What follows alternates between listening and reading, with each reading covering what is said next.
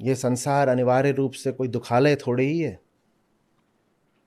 संभव है इसी जिंदगी में चैन से, आज़ादी से, आनंद से जीना।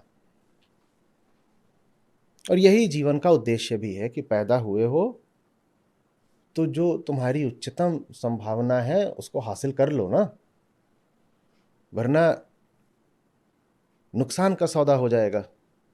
पैदा होने के साथ जितने दुख संबंधित होते हैं वो तो भोग लिए, और पैदा होने के साथ जिस चीज की संभावना थी उससे वंचित रह गए। तो ये तो नुकसान खा बैठे। संभव है इसी दुनिया में मौज से जीना, लेकिन कैसे जियोगे अगर आंखों को निर्देश दे रखा है कि सिर्फ जहां बेचैनी बढ़ती है उधर को ही जाओ, और जहां चैन मिलता है वहां से नजर चुराओ? फिर कैसे हो पाएगा?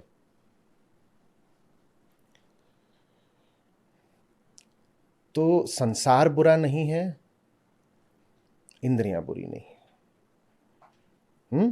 ना आंखें बुरी हैं कि आंखें गंदी चीज हैं, दृष्टि निग्रह करो, ये भी चलता है। दृष्टि निग्रह मालूम है क्या होता है? कि फलानी दिशा देखना नहीं है, फलानी तरह के लोग सामने आ जाए तो आंखें झुका लेनी है। ऐसे वर्ग होते हैं साधकों के, विशेषकर स्त्रियां या धन अगर उनके सामने ले आओ तो वो ऐसे हो जाएंगे। आशा ये है कि संसार में ही कोई बुराई है, कि संसार सामने आए तो उसको देखो मत।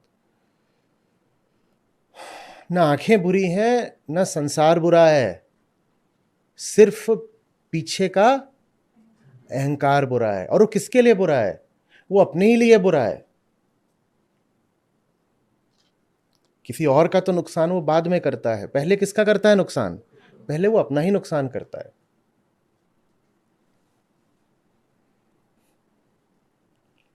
उसको ठीक कर लो। तो आंखें हैं, आंखों में क्या बुराई है? और यही जो संसार है फिर जिस स्वर्ग की हम कल्पना करा करते हैं उससे बढ़कर हो जाता है।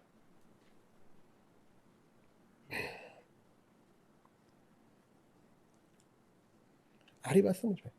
और जब उससे बढ़कर हो जाता है तो फिर रूमी जैसे जो लोग होते हैं कहते हैं, नजर की पहुंच के पार लेना नजारे और सीनों के गली कूचों में दौड़े मारना।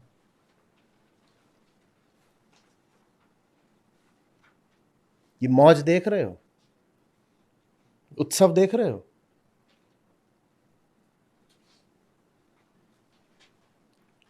अभिव्यक्ति की धड़कन सुन पा रहे हो?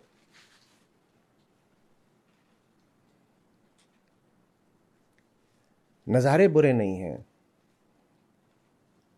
पर अहंकार द्वारा निर्देशित जो नजर है वो तो आपको सब फालतू बल्कि घातक चीजें ही दिखाएगी। और जहां कुछ आपके काम का होगा वहां से नजर दूसरी तरफ मुड़ जाएगी।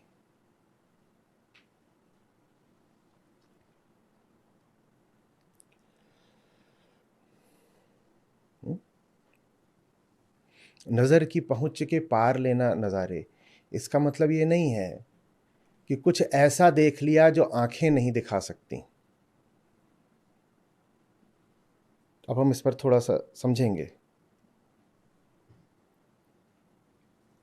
अगर कुछ ऐसा है जिसकी बात हो सकती है, जिसको नजारा कहकर इंगित किया जा सकता है, तो वो या तो भौतिक होगा या फिर काल्पनिक होगा। माने या तो व्यवहारिक होगा या फिर प्रातिभासिक होगा, पारमार्थिक नहीं होने वाला है। तो नजर की पहुंच के पार लेना नजारे, इसका साधारण मन या लोक धर्म बड़ी आसानी से क्या अर्थ कर लेगा? नजर की पहुंच के पार लेना नजारे, किसी लोक धर्मी को बताइए, वो तुरंत इसका क्या अर्थ कर लेगा? वो कहेगा नजर यानी नजर से जो दिखाई देता है वो नज़ारे नहीं ले रहे हैं। हम कौन से नज़ारे ले रहे हैं? तो नज़र के तो बंद कर दी, नज़र के नहीं, अब नज़ारे ले रहे हैं। और उसके हिसाब से वो क्या देख रहा है? बताओ क्या देख रहा है वो? वहां स्वर्ग में क्या दिखाई दे रहा है उसको? और क्या दिखाई दे रहा है? अरे बोलते चलो, हक्का नूडल्स भी बोल सकते हो, बोलो बोलो। वो नजर की पहुंच के पार के नजारे ले रहा है, बोलो क्या है? सोमरस। और बताइए बताइए। सोना चांदी। और अप्सरा तो बता दी यार बार बार।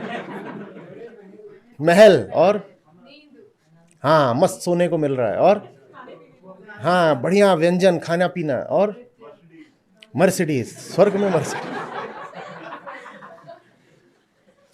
पिकअप ट्रक बोल देते, उसमें अप्सराएं लदी हुई हैं पीछे।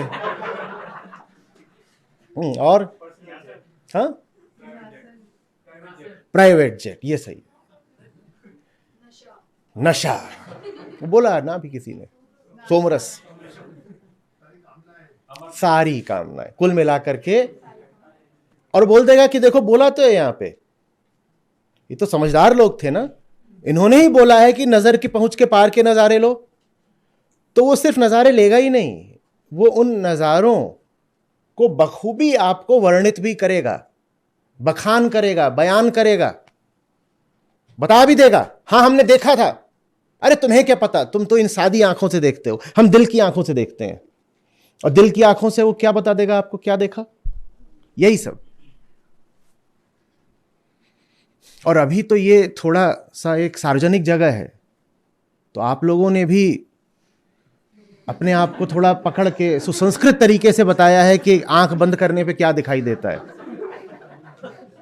उसको सब दिख जाएगा, और जो दिख जाएगा उसको लेकर के उसे कोई ग्लानि भी नहीं रहेगी, क्योंकि वो बात तो देखो खुद यहां पर आकर के कोई संत ने कही है कि नजर की पार होते हैं नजारे। और वैसे ही हर परंपरा में कही है, not visible to the eyes, पर मैंने देखा, दिव्य दृष्टि से मैंने भगवान को देखा। मैंने साधारण आंखों को नहीं दिखाई देता, पर मैंने देखा। बेटा अगर कुछ आंखों से देख रहे हो तो वो बहुत साधारण सी चीज है, बहुत काम की ना हो। लेकिन अगर कुछ ऐसा है जो आंखें बंद करके देख रहे हो, तो वो और ज्यादा खतरनाक चीज है, क्योंकि अब वो काल्पनिक है। आप इस तल पर थे और यहां आप छटपटा रहे थे, क्योंकि आपको जाना यहां है। ये कौन सा तल है? व्यवहारिक। आप यहां छटपटाते हो क्योंकि आपको यहां होना है।